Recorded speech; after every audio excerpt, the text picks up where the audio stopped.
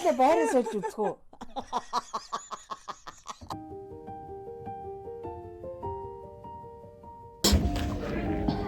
За сайн байцгаана уу та бүхэндээ энэ өдрийн мэндийг хүргэе. Дэлгэр хаврын сайхан өдөр багш дээрээ солиорлогын сургуулийг зорж ирлээ. Тэгээд багштайгаа мэрэгжлийн талаар, ардын дууны талаар жаахан яриа өрнүүлээ гэж ирсэн юм аа. Тэгээд багштай энэ өдрийн мэндийг хүргэе. Та өдрийн мэнд. За одоо миний өгш бол Монгол Улсын гавьяа жүжигчин Чулуун Чимэг гэж хүн байгаа. Та бүгд одоо Эрдэнэтийн Чулуун Чимэг гэдгийг нь одоо илүү сайн мэдэх бах. Тийм. За одоо багш анх ардын дууны багшаар ажилласан сэтгэлээс оролцооч. 11 онд богино дууны анги нэгдээд тэгэл хамгийн анхны 14 хүүхэд орсон байсан. 7 эмэгтэй, 7 эрэгтэй.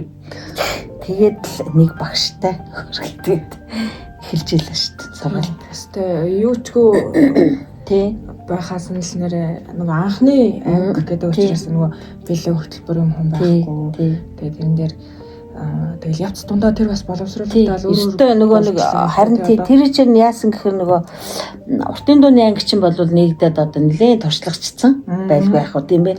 Тэгээд энэ сургалтын хөтөлбөр гэж байгаа. Тэгээд энэ чулуун цэцэг багш манай техник хэрэглэж байсан шүү дээ.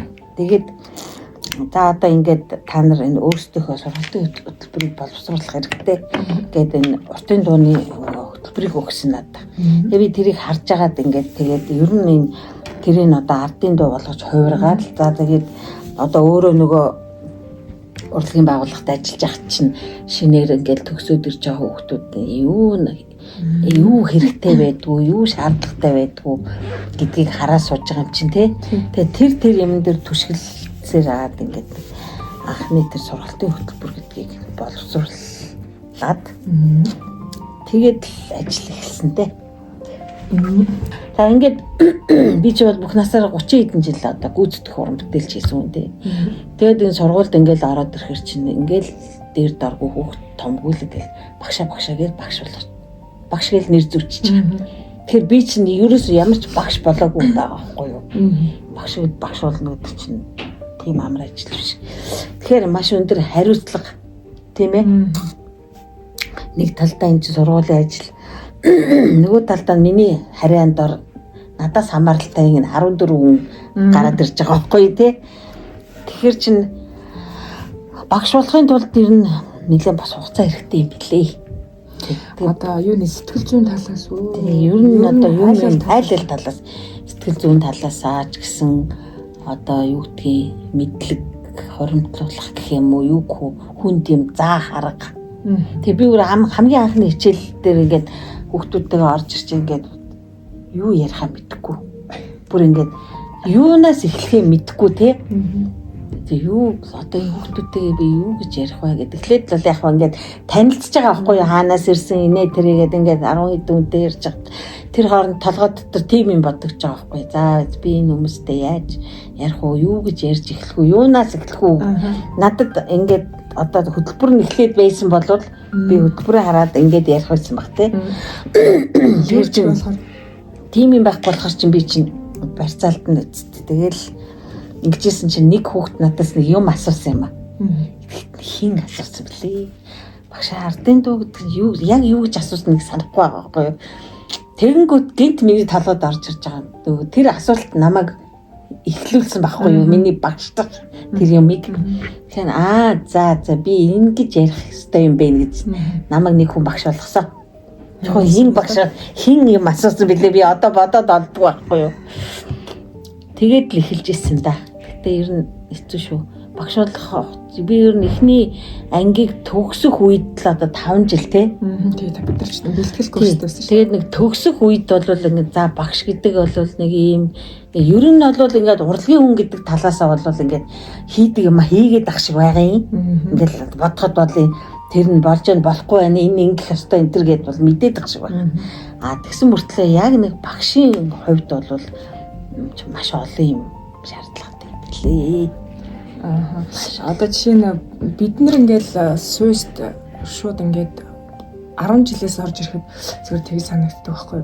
Хэрвээ багш хүн гэдэг чинь яг тэр тухайн хүүхдүүдийг бас амьдралд ингэж бэлдэж өгөх юм шиг санагддаг байхгүй юу? Одоо нөгөө ёс зүйн талаарч тэр харилцаа, хандлага нөгөө нэг тийм төлөвшөх яг тэр бас их чухал хугацааны юм шиг санагдсан яг оюутны цаг дээр. Тэгэл тэр дээр ч юм бас зөв гიშгсэн хүүхдүүд байгаа, буруу гიშгсэн хүүхдүүд байгаа.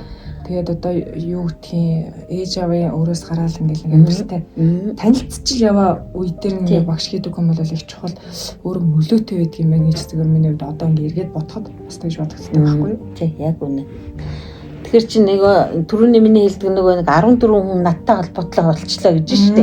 Тэр чи нөгөө би одоо мэрэгчлээ ингээд дуулах арга ухааны заахаас гадна өөр талаар ингээ хувь хүнийхээ хувьд гэх юм уу маш олон талаар ингээд холбоотой болчихж байгаа байхгүй. Тэгэхээр чи нөгөө төлөвшөл юу гэдгийг ингээд бүх юм. Тэгээ миний нөгөө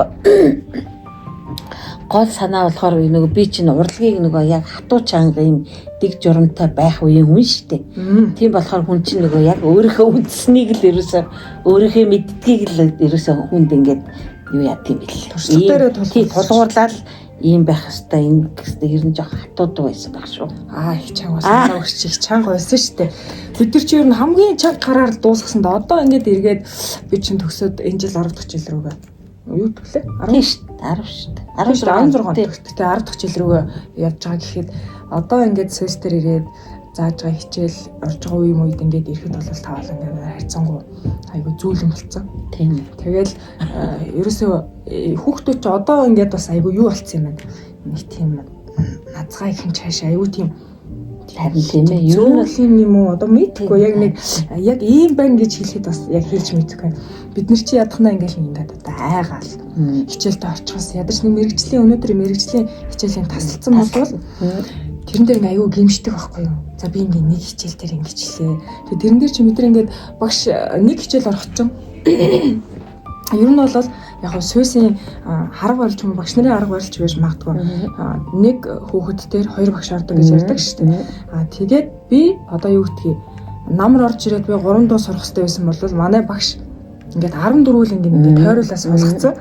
Тэгээд тойруулж суулгаад одоо та нар энийг ингээд сонсч байл гэдгсэн. Тэгээд энд сонсох нэг юм байна, ойлгох нэг юм ойлгохгүй ч юм ингээд хүссэн хүсээгүй сонссоор хагаад нөгөө ардын дуу гэдэг зүйлээ ойлгоод дуу гэдэг чи яаж дуулах юм гэдгээс гадна дуу чин дотроо төрөл шүү дээ тийм ээ. Тэгэхээр ардын дуу гэж ийм дуунууд байд юм байна. За энийг дуулахад одоо нэг ийм тухайн дууны нэг одоо нэг төрхийг гаргах гэх юм уу. Тэр мэтчлэн ингээд нөгөө 5 жил тасралтгүй ингээд сонсоод ирэхээр тэр юм ингээд сууж өгдөг юм гэж бас. Тий. Тэн дээр бол яалтчгүй хараа одоо ингээд дуурийн дуу, уртын дуу ингээд сурч шээ. Яг л ингээд нэг хүүхдээ оруулж ирээл суулгаж байгаа л ингээд гаргадаг. Тэгэхээр би болохоор зэрэг ингээд бүгдийг байлгах дуртай. Ер нь хамаагүй хийдэл байна. Орж ирээд энд сонсоод сууж. Энд ярьж байгаа юм чамд ч бас хэрэгтэй. Тий. Тийм учраас та нар энийг сонсож ингээд их сонсгодог байсан. Тэр нэг яг юм чи нөгөө хүн чи ингээд нөгөө аливаа юмыг ингээд ганцаараа орж ирээл ингээд ганцаараа байж байгаад ингээд гараа явах нэг өөр тий. Нөгөө нэг юм тий нэг адил төвшний хүмүүсээс юмыг ингээд олж авдаг юм шиг. Тэгээ нэг тогтмол ингээд нэг юмыг ингээд байнга сонсоод ахаар зэрэг тэр нөгөө хүнд хөвшил болж тогтох нь нэгдүгээрт айгүй бас өгөөжтэй байдаг болов гэж боддог. Нөгөө талаар дээхэн үеийн тэр нөгөө шав сургалт, гэр сургалт гэдэг юм чинь яг л нөгөө нэг хідэн шавтай байна. 4 шавтай 4 шаваас уулгаж байгаа л ингээл дунд нь яриад дунд нь дуулуулаад одоо тэрийг өөрөө ирэхгүй тэгж өгүүлээд исэн гэх юм уу? Яг л тэгж хөтлөгдөд идвэсэн шүү дээ ерөөсөө. Түүнээс биш за чи ганцаараа л бусдын цаашаа гэдэг ингээд тэднийг коридорт суулгаад байхаа хэрэггүй шүү дээ. Энд орж ирээ суужээ. Тэгээд яг нөгөө олуулаа ингэж сууж байгаа. Тэгээд нэг миний нэг шаарддаг байсан юм юу гэхээр нөгөө 14 хүүхд чинь ингээ 3 дуудуулаад нэг шалгалт өгтөл. Нийт 52 дуу дуулж байгаа байхгүй. Тэгэхээр зэрэг нэг хүн энэ 52 дууг бичиж авнаа. Яах вэ гэхээр дэвтэр гаргана. Тэгээд одоо 5 шугамаа өөрөө бүр татна. Өөрөө зөв татна. Тэгээд ноото бичээд доор нь үгээ бичнэ. Тэгэхээр ийм нэг тавьдаг шаардлага Тэгээ тэр нь яах вэ гэхээр яг одоо бол юм бэлэн л байна л да. Зүгээр гэлээ гэхтэл хүн нөгөө нүдээр харж гараар барьж тийм ээ. Тэгээд ингээ битсэн юм гэдэг чинь тэр бичээд дуусах хооронд тэр хүнд бас нэг анхны тогтц бий болж байгаа байхгүй юу. Хожмын нэг өдөр эн чинь нөгөө юу бичснээ ч мэдгүй л нэг хідэн дэвтэр байж хахаар тийм ээ. Миний дэвтэр дотор нэг тийм юмнууд байгаа шүү. Тийм дуу байгаа. Тийм багцаар тийм нэг байх ёстой дооч гэдэг юм уу нэг тийм санаа гарч ирнэ штэ. Тэгээд нөгөөдхөө эргүүлэхэд чинь нэрээ тэр ямар ч үсэн нэг хэрэг болох юм гараад ирэх жишээ те. Тэгээд ингээд нийтдээ нэг хүн яад 700-аад дуутай. Бас тийш хамгийн сайн бичсэн нь одоо би бичсэн баха. Би одоо ингээд юм 7 дэвтэртэй. Нэгдүгээр курсын 3 дэвтрийг ингээ хооронд нь холбогдсон. Тэгээд дараагийн нөгөө курсүүд болохоор юунууд хөтөлбөр маань ингээд нөгөө зоогдоод за одоо юу гэдгийг 2 дугаар курст зүүн зүгийн дууд болно. Баруун зүгийн дууд болно. Тэгээд одоо юу гэдэг хүрээ дууд болно гэдэг тус тусдаа хөтөлбөрөд гараад ирсэн. Тэгээд тэр болгоноороо баруун зүгийн дуу, одоо юу гэдэг зүүн зүгийн дуу, хүрээ дуу гэдэг нэг хэсэг домогтой дуу тэгэж орж исэн. Тэгээд ингээ бөөнөрөө суусны ач тус бүгднгийнх нь дуунуудыг бичсний ач тус нь одоо эргээд ингээ тухайн үедээ мэддэхгүй ч гэсэн ингээд ажиллаад байх хугацаанд ч юм уу эсвэл одоо энэс цаашаа хэдэн жилийн турш чинь тэр одоо хэрэглэгдэхүүн болж одоо архив тийм хувийн архив тийм үнэтэй архив болно шүү дээ чинь тийм яг тэрийг хин нэгэн ч манай хин нэгэн ч одоо юу гэдэг ашиглахгүй байсан ч гэсэн яг тэр чинь цаг үе чинь нэг үйлцэлтэй үү тийм одоо тэр магадгүй нэг юм архив одоо хожоо олдгоо хожим нэг айгүй тийм үнэтэй юм болж болно шүү дээ. Одоо тэгээд ажиллаж явах хугацаанд тэрийгэ баяжуулаад дээр нь нэмээд ингээд яваад нэг бүхэл бүтэн түүх нэг хүний түүх нэг хэсэг ардын дууны одоо архив бий болж байгаа байхгүй. Тэгж бодчихлаа анх. Хэлэгдвэсэн. Одоо бол чи хүүхдүүд ингээд болж л өгвөл канондод авчи багшаал гэдэг. Тэгээд би та нар бичээд аваач залхууд ингээ бичээд аваач тэгээд цаг үетэйгээ холбогдох гэдэг юм уу яг нэг тиймэрхүү харин ер нь бол гэхдээ энэ өөрийн хийсэн юм гэдэг бол үн цэнтэй шүү. Тийм. Хожим харахад бол үнэтэй л байх болно гэж би боддог шүү. За одоо багшлаад ингээд 10 жил болжээ. 15 жил. Тий 11 оноос шүү. Би төгснөөс ярьчлаа. 15 жил болжээ. За тэгэхэд энэ хугацаанд тулгамдсан одоо асуудал ч юм уу тий тэгдэг юм одоо бахархуу ш тайлал талаас ер нь бодогдож ер нь бол анх зүгээр би багш болоог байхдаа ч гэсэн миний нэг бодол байсан. Ер нь одоо энэ ардын дууг зааж болдгүй юм уу? Яагаад болохгүй юм? Би одоо бас алдар цолтой том дуучнаас асууж үзчихсэн. Ардын богиндоо гэр нь ингээд заавал яадгийг тэр гэсэн чинь хэрэггүй. Яаж хэрэггүй гэж хэлжсэн юм аа надад. Мэдгүй одоо харамсаж байгаа юм уу? Яагаад ч юм те мэдгүй тэгж хэлжсэн. Тэгээд за ер нь яагаад тэгдэм тийм л онцгой чухал хэрэгцээтэй юм биш юм болов ч гэж бодогчсэн юм аа. Нэр бас тэр талаас нь тийм байсан болов? Тийм тэгээд сүүлдээ ингээд яг нөгөө багш болоод ингээд эрэнгүүт чинь нэг юм байт юм бэ. За яг бид нар ингээ оюутнуудаа заагаад хүүхдүүдээ ингээд ардын дууны ямар нэгэн зохих хэмжээний мэрэгчлээ болгоод гаргачлаа л гэж бодъё.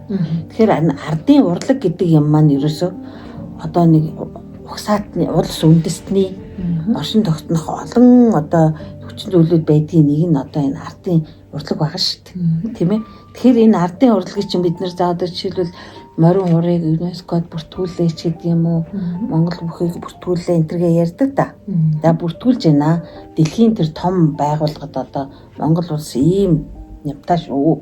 Энэ бол Монгол улсын өв шүү гэж бүртгүүлж байна. За энэ бол ингээд нэг бүртгэлтэй ингээд тэнд хадгалагдаж байна. Тэгэхээр зэрэг бид нар энийг одоо юу гэдгийг бид нар юу морин ураач байдаг юм уу? Юугаа ямар нэгэн зүйлээ тэр том газар бүртгүүлсэн хадгалуулсан гэж одоо нөгөө банкнд мөнгө хадгалуулдаг шиг бодож болохгүй юм байна. Тэгэхээр зэрэг яагаад үг гэхээр жишээлбэл ардын дууг би ч одоо өөрөө энэ мэрэгчлэлтэй холбоотой хүн учраас нөгөө ардын богино дуугаар л яриад байдаг байхгүй юу. Тэгэхээр чи ингээд за ардын дууг ингээд нэг хэдэн хүн заагаад төгсгөөд ингээд гаргалаа. За гэтэл энэ ардын дуу гэдгийг чинь хадгалах, хамгаалах, өвлүүлэх, уламжлуулах энэ төр гээд маш олон юм байна да. Энэний тэр хадгалах гэдэгт нь тэр одоо тэр том байгууллагт тэмдэглүүлээд хадгалуулчт юм байж. Энийг хамгийн боддоор нь хадгалдаг газар нь юу юм гэхээр олон нийт байхгүй юу? Монгол хүмүүс. Хүн өөрөөх нь тийм. Хүн өөрөө. Тэгэхээр Монгол ардын дуугаа за одоо уртын дуу бол нэлийн одоо өргөжж байна. Олон хүмүүс төгсөж байна. Одоо уртын дууны талаар бол ойлголт сайтай болж байна. Боловсон хүчин сайтай болж байна. Ингэж байна. Тэгвэл ардын дуу гэдгийг чинь бас л нэг хоёр дууны мандал нэг нь шүү дээ. Уртын дуу, ардын дуу хоёр юм байгаа. Холбоо хоёр. Тий. Тэгэхээр чинь энэ дуугийн чинь энэ олон түмэн нийтээрээ дийлэнх нь мэддэг байжж энийг хамгийн сайн хамгаалж хадгалж байгаа нь ерөөсөө тэр юм байна. Гэт ингээд уг нь энэ тухай хоёлаа эрт ярьсан тийм ээ. Харин их л хэлтээр тийм ер нь бас ярьдаг л та. Тэгээд энэ чинь бид хэд нөгөө нэг ингээд зүгээр ингээд бодож яваад ингээд судалгаа хийсэн шүү дээ. Та ардын дуу мэдхүү. За ямар дуу мэдхүү гэдэг ингээд зэрэг хүмүүс за ер нь нэг дунд иргэм насны, дундаас дээш насны хүмүүс болохоор зэрэг тийм ардын дуу гэдэг ингээд бас нэрлэж байгаа. Гэтэл бас зарим нь болохоор зэрэг туулын орсгол шүндээ сайхан ч гэдэг юм уу те. Тийм. Үлэмжийн чанар ч гэдэг юм уу. Тийм ингэсгээд ярина. За хүүхдүүд ингээд залуучууд болохоор зэрэг зарим нь бол шууд мэдгүй ч гэж хэлж байна. За дунд сургуулийн хүүхдүүд болохоор зэрэг зарим нь хүүхдүүд чинь бүр ардын дуу дуулж өгөө те бид нар ингээд бүр дуулж өгөө ийм дуу байдаг гэж дуулж өгч байгаа. Тэгээд зарим бас нэг хүүхд юу ч хариулсан гэхээр ингэсэн.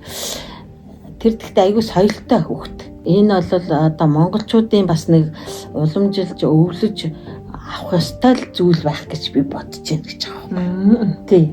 Тэгээ өөрөө мэдгүй л байна л да. Тэгсэн ирнэ энэ бол чухал хэрэгцээтэй юм байх нэг мэдээд байгаа байхгүй юу? Тэг гих мэтлэнгээр хариулдаг юм байлээ.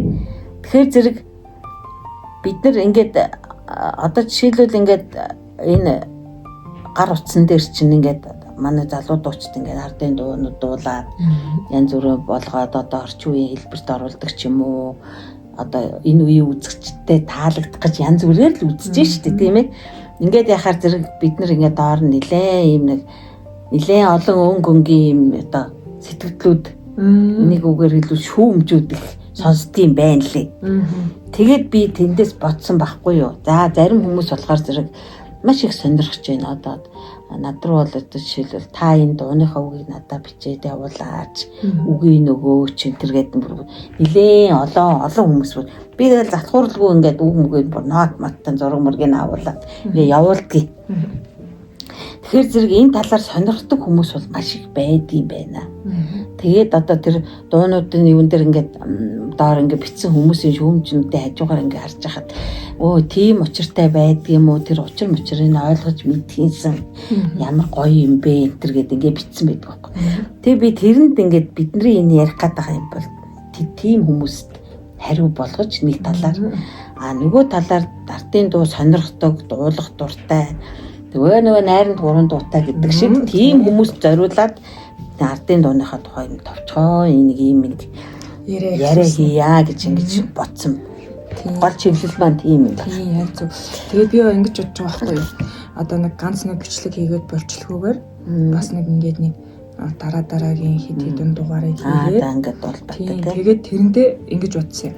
Одоо ардын дуучаан за дотроо задлж мадлаа тайлбарлах юм бол мэдээж маш их юм байна. Тэгэхээр зүгээр одоо сонирхогчтой ч юм уу сонсогчтой зориулаад одоо ардын дууч ингээд зүгээрээ баашдаг шиг зүүн зүгийнхэн, баруун зүгийнхэн төв халах одоо юу гэдэг өрөө тий ойд ингээд хэсэгчлээд нэг юм жижигэн дугаарууд болгоод хөргөө төрөмлөг санагдсан байхгүй. За тий болно. Тэгээд тэр одоо жишээ нь юу гэдгийг зүүн зүгийг одоо хоёул дараагийн одоо ярилцлага дээр хүргэе гэж байвал зүүн зүгийн энийг юм хоёр дуг хүмүүстэй сайхан зааж өгөөд үгийг оруулаад жижигхэн домог түүх байдаг бол тэрийг яриад байхгүй бол одоо ядаж нэг утга тайлбар агуулгын тийм ээ. Тэр талаас нь ингээд хүргээд хуйлаа жоохон аялж өгөөд ингээд явбал сонирхолтой юм даа. Тийм бодгоцсон болж байна. Тийм. Тэгэхээр чи манай Монгол орн чинь ингээд өргөн удам газар нутагтай. Тийм ээ. За уулархаг байна, тал байна, нэрэнд одоо бүх юм байна бидэнд. Уул ус мод одоо юу гэдгийг. Тэгэхээр зэрэг энэ ардын дом маань болохоор ерөөсөө энэ тухайн байгалийнхаа тогтцыг дагаад яг одоо тэр байгалийнхаа шинжийг агуулсан тийм ая далтай аялгаутай байдгийн байна лээ. Тий. Тэгэхээр ч одоо жишээлбэл Баруун аймаг хойд зүг тийм ээ. Баруун аймаг гэхэр чинь дандаа одоо юм өндөр уултай.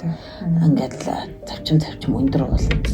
Тэр зүгийн дуунууд болохоор чинь тэр өндөр уулын ороод цацартал тийм ээ.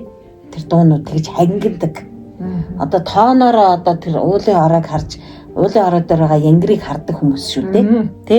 Харин тийм гэсэн. Би баруун аймаг бол очиж үзээгүй. Гэхдээ яг дуунуудыг сонсох ингээд юм айгүй. Тэгэхээр чинь тэгээд огцом ингээд дээшээ ингэж яваад огцом доошоо буугаад ийм өнгө хайстай байх ч шүү дээ.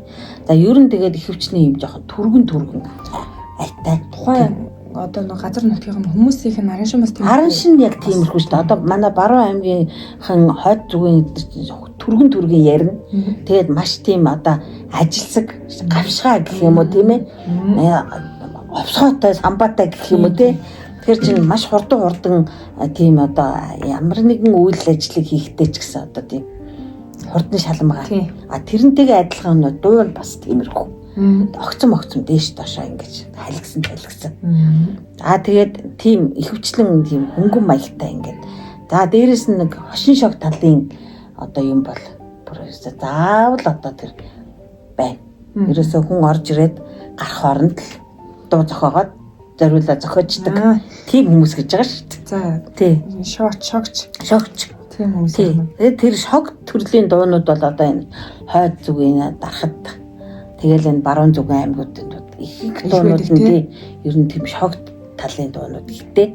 Гэсэн мөртлөө маш юм өндөр дээшээ ингэж гардаг удаан айзамтай одоо зөв нөгөө уулаар яаж давандаа гэдэг ингээд нөгөө хоёр нутгийн ирэх гэдэг шиг ийм бас урт бараг одоо уртвтар дуунууд гэх юм уу ийм дуунууд бас байна. За тэгээд ер нь ихэвчлэн ийм жижиг ийм одоо хөдөлгөөнтэй дуунууд бас их байна.